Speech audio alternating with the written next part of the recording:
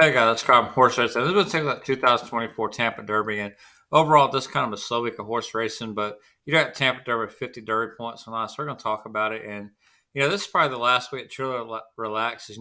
It's going to start kind of really heating up. You got the 100-point preps coming.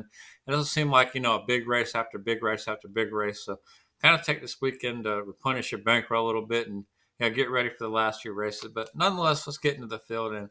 My personal opinion of the field is I don't think this drew the greatest field of all time. You got No More Time, winner of the Sam F. Davis, was the local prep for this race. And then you got Domestic Product. We got second Holy Bull. And that was one I was kind of anticipating doing handicapping to get ready for tomorrow's video. I noticed that the jockey on Domestic Product was holding him back a lot in that race. And it seemed like the fractions went very slow for that race. So if you can get a little more pace in this race and maybe the jockey, the horse can figure some things out, or jockey give the horse a little bit different ride. You might get a little different outcome. And Domestic Product could potentially be one to look at for some value. But nonetheless, you got Hart by Todd Pletcher, who ran a maiden special weight here at Tampa for the race, but kind of got a lower time. Uh, but overall, compared to what the Risen Star drew and what's supposed to be the Fountain of Youth, till they scratched everybody out of it, I wouldn't say this is one of the best fields of all time. Like, I'd honestly be shocked if any horse out of this field went on to do anything in the Kentucky Derby. But they'll get points, and for some reason, the Tampa Derby to the Belmont is always, one of these horses out of here might do something to Belmont. It seemed like it always, ones where a Tampa horse does something. But anyways, you got the Florida Oaks this weekend at Tampa, the Challenger Stakes to Hillsboro. Uh, like I said, it's not the greatest week of horse racing of all time.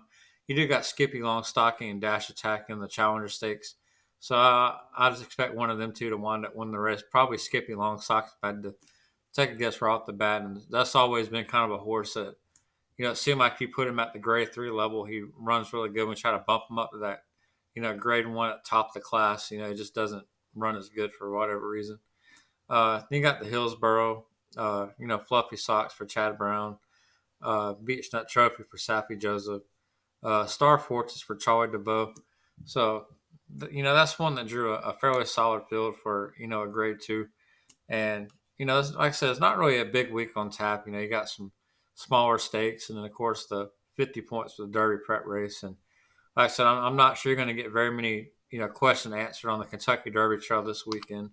As like I said, I don't see none of these horses doing anything to really impact the Derby. I mean, it could happen. I ain't holding the crystal ball and shaking it and knowing, who's going to do what. But, I wouldn't go break the bankroll to go bet on a Tampa Derby. But, it is a Derby race. It's kind of what I do. So we're going to break it down, tomorrow in more detail, talk about it. But thanks for watching, guys. Plenty more to come.